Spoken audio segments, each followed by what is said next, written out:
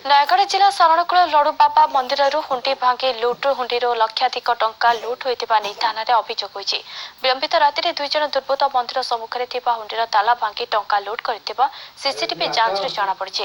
ଘଟଣାସ୍ଥଳରେ ଶରଣକୂଳ ପୋଲିସ ପହଞ୍ଚି ତଦନ୍ତ ଚଳାଇଛି।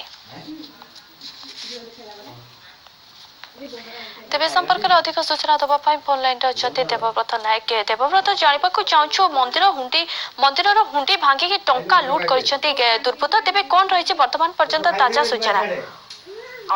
ଗତକାଲି ରାତିରେ 2 ଜଣ ଯୁବକ ଦେଖି ସିସିଟିଭି ଆଧାରରେ ଦେଖି ଫୁଟେଜ ଜଣାପଡ଼ିଛି। 2 ଜଣ ଯୁବକ ଲଡୁବାବା ମନ୍ଦିରରୁ ହୁଣ୍ଡି ଭାଙ୍ଗି ଲୁଟ୍ କରିଥିବା ଦେଖିବାକୁ ମିଳିଛି। ଏଠି ପ୍ରଶ୍ନ ଉଠୁଛି, ଦୁଇ ଜଣ ସିକ୍ୟୁରିଟି ଗାର୍ଡ ରହିଥିଲେ ମଧ୍ୟ କେଉଁଭଳି ଭାବରେ এই ମନ୍ଦିର ହୁଣ୍ଡି ଭଙ୍ଗା ହେଇଯାଇଛି, ତାପରେ ସମସ୍ତଙ୍କର ପ୍ରଶ୍ନବାଚୀ ସୃଷ୍ଟି କରିଛି। ଏ ନେଇ ଶରଣକୂଳ ପୋଲିସ ସିସିଟିଭି ଯାଞ୍ଚ କରି ଏବଂ ତଦନ୍ତ ଚଳାଇଛି। ତେବେ 2 ଜଣ ସିକ୍ୟୁରିଟିଙ୍କର ଏ ନେଇ କିଛି ପ୍ରତିକ୍ରିୟା ମିଳିଛି କି? ତାଙ୍କୁ ପୋଲିସ ଅଟକ ରଖିକି ତାଙ୍କୁ ପଚରା ଉଚରା କରୁଛି। ନିହାତି ଭାବେ। ତେବେ ବହୁତ ବହୁତ ଧନ୍ୟବାଦ ଆପଣଙ୍କ ସମସ୍ତ ସୂଚନା ପାଇଁ।